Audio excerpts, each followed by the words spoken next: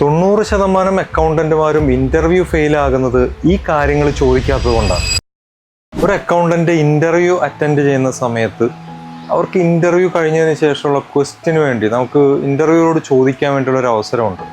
ആ അവസരം ഒരു അക്കൗണ്ടന്റ് കൃത്യമായിട്ട് ഉപയോഗപ്പെടുത്തിയാൽ അവരെ അപ്പോയിന്റ് ചെയ്തിരിക്കും.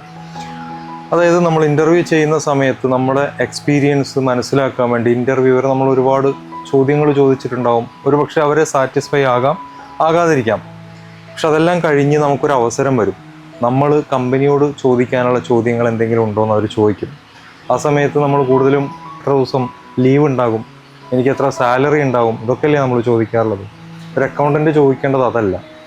ഒരു അക്കൗണ്ടൻറ്റ് ചോദിക്കേണ്ടത് നമ്മുടെ എക്സ്പീരിയൻസ്, നമ്മൾ പറഞ്ഞു കൊടുത്ത എക്സ്പീരിയൻസ് അവിടെ ക്ലാരിഫൈ ആയിട്ടില്ലെങ്കിൽ എനിക്ക് കിട്ടുന്ന അവസാനത്തെ ഒരു അവസരം കൂടിയാണിത്.